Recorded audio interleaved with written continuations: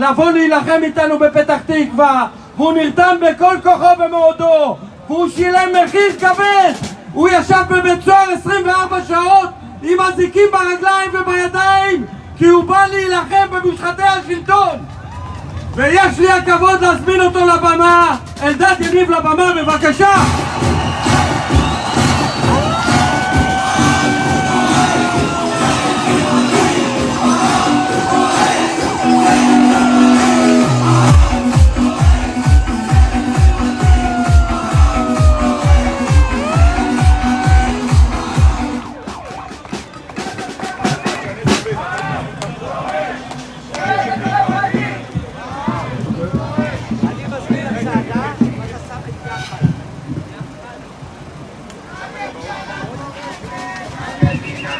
טוב חברים, אנחנו בהיכל התרבות, אבל אנחנו לא הגענו פה לקונצרט, אז תרימו בכל הכוח, שיראו כמה אתם, להרים חזק בכל הכוח, את כל השלטים, את כל הדגלים, להרים ולהשמיע לנתניהו את מה שהוא הכי אוהב לשמוע כל מוצאי שבת.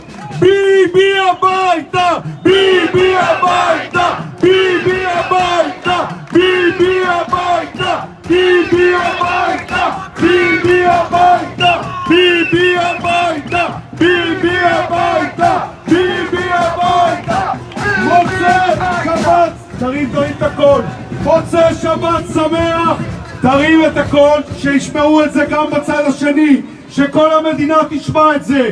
מוצאי שבת 63 ברציפות שאתם יוצאים לרחובות, כל הכבוד לכם, תרימו בכל הכוח, תרימו לעצמכם בכל הכוח. עוד שלטון עולם תחתון, עוד שלטון עולם תחתון, עוד שלטון עולם תחתון, עוד שלטון עולם תחתון, עוד שלטון עולם תחתון, עוד שלטון עולם תחתון.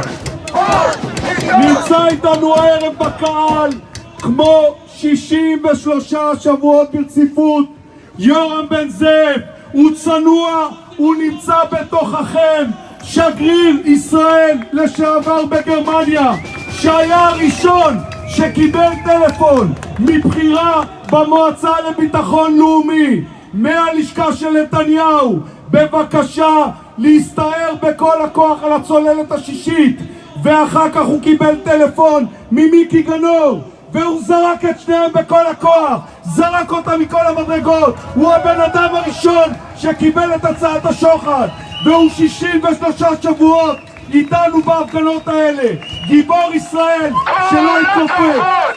כל הכבוד, כל הכבוד, כל הכבוד, כל הכבוד, כל הכבוד, כל הכבוד, כל הכבוד, כל הכבוד, כל הכבוד. יורם בן זאב, כל הכבוד לך, הוא גיבור ישראל. ושתבינו שפרשת הצוללות זה לא כותרת בעיתונים, זה דבר אמיתי שקרה מתוך הלשכה של נתניהו.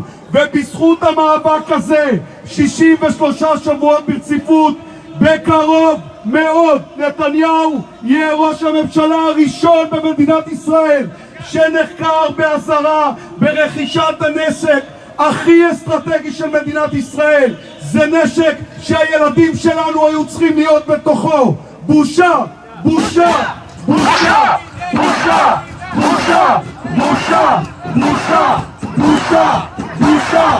ביבי נגד המדינה, ביבי נגד המדינה, ביבי נגד המדינה, ביבי נגד המדינה, ביבי נגד המדינה, ביבי נגד המדינה, ביבי נגד המדינה, ביבי נגד המדינה. אני אומר לכם ואני אומר לנו, אני שומע כל מיני קולות, זה המאבק הכי עוצמתי והכי ארוך במדינת ישראל. בעוד שבועיים בערך, אני יודע ששמעתם את זה הרבה, אבל אתם יודעים היום בדיוק מי עיכב את זה ומי יוצר את זה ומי מורח את זה. בעוד שבועיים ימים יהיו מסקנות משטרה, והתפקיד שלנו להחזיק את הרחובות, ומה שאתם עושים זה גבורה ישראלית ואתם פטריוטים ישראלים. ובעוד שבועיים ימים בזכותכם יהיו פה 100,000 ברחובות. לא נוותר! לא נוותר! לא נוותר! לא נוותר! לא נוותר! לא נוותר! לא נוותר! לא נוותר! לא נוותר! בדיוק כמו שמוטי אשכנזי הפיל את ממשלת גולדה, ככה ייפלו המושחתים, בדיוק באותה צורה. צריך להתמיד, לא כל שבוע כולם יכולים להגיע, אבל העובדה שאתם כולכם, הגרעין הקשה שמתמיד כל מוצ"ש, זו גבורה אזרחית ומגיע לנו כל הכבוד. תרימו לעצמכם בכל הכוח. לא נוותר! לא נוותר! לא נוותר! לא נוותר! לא נוותר! אם עוד לא קראתם, תקראו את הספר של בן כספית שמספר שם מתוך בית ראש הממשלה שהשאלה היחידה שנתניהו שואל גם במחאת 2011 וגם במחאה הזאת כל מוצ"ש, כמה הגיעו להבימה? כמה הגיעו במוצ"ש להבימה? זה מה שמעניין אותו, שהדבר הזה לא ישתתק. לכן הוא מממן אותם שם מעבר לחוב, לכן הם מגיעים מעבר לחוב כדי להיות מולנו, והתפקיד שלנו הם מפחדים, הם מפחדים, הם מפחדים, הם מפחדים, הם מפחדים, הם מפחדים, הם מפחדים.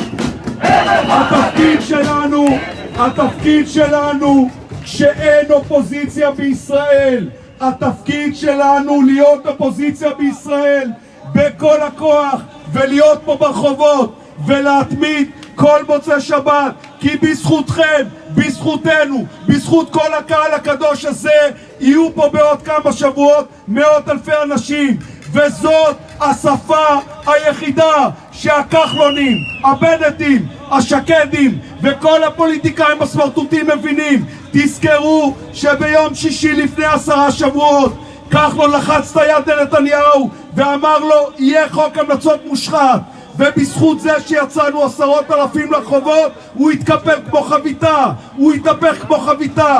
זה בדיוק מה שיקרה פה בעוד כמה שבועות. בזכותנו יצאו פה 100,000 לרחובות. כשהם יראו את התמונות, כשהם יראו את המחזות, הם ישלחו את נתניהו לנבצרות. שתפו בכל הכוח, שתפו בכל הכוח, שתפו בכל הכוח, שתפו בכל הכוח, שתפו בכל הכוח. כשאנחנו אומרים לכם ומבקשים מכם לשתף בכל הכוח, זה כי התקשורת אידיוטית. הם רק מתעסקים בלחפש פה שלטים, הם רק מתעסקים בלשקר שאנחנו ממומנים, הם רק מתעסקים בלספר שאנחנו מפלגתיים. הכל זה שקרים. הם לא מסקרים ולא מדווחים על 10,000 שנמצאים ברחובות בהפגנה הכי ארוכה בתולדות מדינת ישראל. הם לא מתעסקים בלספר את הסיפור שלנו, רק אנחנו מספרים את הסיפור שלנו. ולכן אתם צריכים לשתף בתוך פייסבוק, בתוך טוויטר, בתוך וואטסאפ, בכל הכוח. תזכרו שבמוצאי השבת שיצאנו 10,000 לרחובות, התקשורת לא דיווחה עלינו. הגיעו 10,000 רק בגלל שאתם שיתפתם בכל הכוח, רק בגלל שהפצתם את זה בוואטסאפים. אנחנו חייבים במוצא שבא ובמוצא שלאחר מכן, שזה בערך פרק הזמן עד שיהיו המסקנות, אנחנו חייבים להכפיל פה את הקהל. אתם חייבים לעשות מאמץ עליון בשבוע הבא, כל אחד מכם להביא עוד בן אדם אחד להפגנה. אם כל אחד מכם יביא במוצא שבת עוד בן אדם אחד להפגנה, אנחנו נגיע עד החשמונאים. ובמוצא שאחרי זה, אם כל אחד יביא עוד בן אדם אחד, אנחנו עוד פעם נהיה 10,000. זה המספר שאנחנו צריכים להיות ברחובות כשיהיו מסקנות המשטרה. יש לנו מחויבות, זה מאבק, הוא ארוך, הוא קשה, זה לא קל כל מוצא שבת לצאת לחוב, זה לפעמים יש, אבל תהיו אזרחים סקופים. תאמינו בזה שאנחנו משנים את מדינת ישראל. לא רק נתניהו ילך הביתה, כל המושחתים ילכו הביתה, כי זה יהיה סמל לנפילת המצודה. אנחנו רוצים חוזה חדש עם הפוליטיקאים. אנחנו לא נסתפק בפחות משקיפות, מדמוקרטיה, מתובע הכללי, מנציב שקיפות, מקדנציות, מהצהרות הון, משימועים בכנסת. יש לנו תוכנית שלמה, אנחנו נאבקים על זה, אנחנו לא נוותר, בדיוק כמו שאנחנו לא מוותרים 63 שבועות, אבל הכוח שלנו זה הביחד הזה, ואנחנו חייבים להכפיל אותו ולשלש אותו ולהגדיל אותו לקראת הרגע המכריע בעוד כמה שבועות. תעשו מאמץ עליון להביא עוד אנשים, להתמיד, להילחם, להזדקף. אנחנו משנים ביחד את ההיסטוריה וכותבים עתיד חדש לישראל. תהיו אנשים גאים שבעוד כמה שנים ישאלו אתכם איפה הייתם? איפה הייתם כשהיה מאבק על דמוקרטיה הישראלית? אתם תגידו, אנחנו היינו במצודה הראשית, אנחנו היינו בהבימה, מפה יצאה המלחמה, מפה יצא הקרב להצלת המדינה. אני רוצה להסתכל על העיניים שלכם, לראות אותם עכשיו, שאתם מתחייבים לא רק להגיע בשבוע הבא, אלא כל אחד מביא עוד אחד. זה משימה של כולנו, זה לא רק עבודה של האנשים פה על הבמה. אני רוצה לשמוע אתכם אומרים שאתם מתחייבים. אנחנו מתחייבים, אנחנו מתחייבים, אנחנו מתחייבים, אנחנו מתחייבים, אנחנו מתחייבים. יש היום מזג אוויר של קיץ, לא קר. אנחנו תכף מתחילים צעדה, היא לא ארוכה, היא חוויה אדירה, היא חוויה שמאחדת את כולנו ביחד. תעשו מאמץ לא לברוח פה עכשיו, לצעוד איתנו עד רוטשילד 30, זה חשוב. רואים אותנו, שומעים אותנו, מבינים כמה אנחנו גדולים וכמה אנחנו חזקים. כל הכבוד לכם, עם ישראל חי! תודה רבה לאלדד יניב, הלוחם האמיץ שלנו. חברים יקרים, בזכותכם, רק בזכותכם, אנחנו ננצח. אנחנו מתקרבים לצעדה, לרוטשילד 30, קדימה קצת. לפני שאתם הולכים, יש פה